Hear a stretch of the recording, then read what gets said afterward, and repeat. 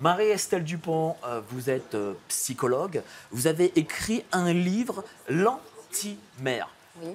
C'est quand même assez violent comme titre, L'anti-mère. Oui, alors L'antimère est mon troisième livre en fait. Il sort chez Albin Michel le 21 septembre. J'avais écrit auparavant des ouvrages de psychologie. Cette fois-ci, c'est un témoignage. C'est un témoignage qui raconte en fait le cheminement d'une petite fille qui va devoir identifier et surmonter la jalousie de sa mère, qui, très jalouse que sa fille devienne une femme, fait tout pour qu'elle n'ait pas de vie, pas confiance en elle, pas de vie amoureuse, pas de vie professionnelle. Et comment cette petite fille va devoir en fait se faire confiance et ne pas démentir en elle en fait toutes les preuves que sa mère est jalouse d'elle, alors que les hommes de la famille lui disent « mais non, ça n'est pas possible que ta mère soit jalouse de toi ». Pourquoi parler de ce sujet? Parce qu'on a beaucoup parlé des pères pervers, de la relation père-fille, mais finalement il y a un tabou. C'est l'idée qu'une génitrice puisse ne pas aimer son enfant. Je ne vous parle pas de la rivalité normale entre une mère et sa fille, où à l'adolescence, la mère est un peu contrariée de vieillir et la fille a un peu envie de dépasser sa mère. Ça, c'est structurant, c'est normal. Non, je vous parle de la génitrice qui donne la vie pour la reprendre, pour la contrôler, pour la mettre sous emprise, pour que sa fille, en fait, ne lui échappe jamais, qu'elle n'aille jamais vers un homme, qu'elle ne construise pas sa vie. Voilà, donc ce récit est un témoignage. Pourquoi? Donc c'est autobiographique en fait. C'est autobiographique. Alors j'ai modifié des détails pour que ma famille ne soit pas lourdement impactée, parce que le but n'est pas du tout de se venger, mais plutôt d'offrir des clés aux femmes qui ne comprennent pas pourquoi, arrivées à l'âge adulte, elles ont du mal à se faire confiance, elles ont du mal à recevoir l'amour de leur conjoint. Parce que j'ai constaté que beaucoup de mes patientes étaient entravées dans leur féminité, non pas à cause d'une sœur jalouse, non pas à cause d'un abus sexuel, mais bel et bien parce que leur génitrice ne leur laissait pas de place. Parler comme ça, se confier dans ce livre, c'est quand même, j'imagine, un exercice très dur que vous avez dû avoir. Oui, ça m'a pris... Ça a dû vous avez dû vous prendre des souvenirs de l'enfance, peut-être des souvenirs même douloureux. Comment on écrit un livre pareil? Alors d'abord, j'ai mis beaucoup d'années à le publier parce qu'il fallait surmonter la culpabilité, évidemment, d'exposer une partie de ma vie privée.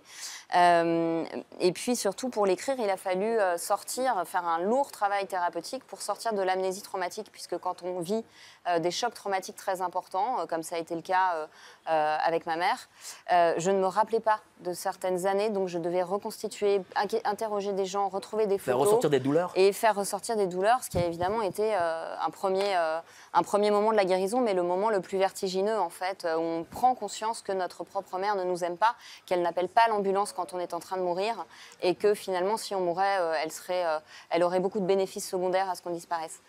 Et puis, je l'ai publié parce que j'ai des patientes qui ont du mal à se reconstruire. Il fallait interpeller les pères et leur dire « mais vous n'êtes pas là que pour payer une pension alimentaire, vous n'êtes pas là que pour gagner de l'argent et travailler, vous êtes là aussi pour co-éduquer et poser une limite si vous sentez que la femme devient déviante, de la même manière que la mère est là pour poser une limite à un père qui devient déviant. » J'imagine que les rapports mère-fille sont compliqués. Moi, je suis un fils, je suis d'ailleurs fils unique, je suis un fils à ma maman.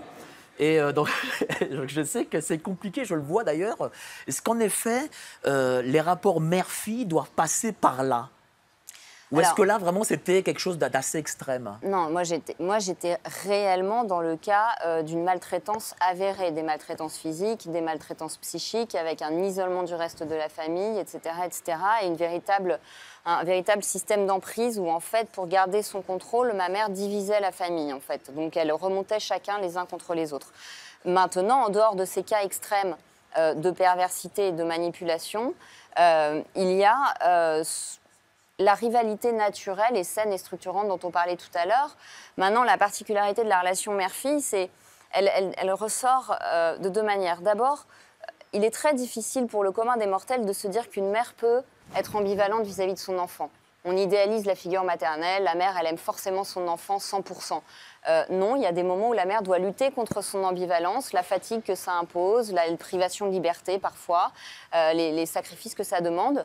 Donc l'amour de la mère, il faut comprendre qu'il n'est pas tout blanc. Ensuite, comment cette mère va élaborer? Évidemment, l'amour de son enfant va l'aider à surmonter son ambivalence, ça c'est la mère saine et normale. Mais il y a autre chose, c'est comment la mère arrive à garder en tête que même si sa fille est du même sexe qu'elle, elle est une autre personne. Parce qu'il y a cette tendance sur un enfant du même sexe, comme un père avec son fils. Ce que je décris là dans le livre, c'est une fille qui le vit. Mais j'ai eu le même cas chez des patients hommes avec leur père.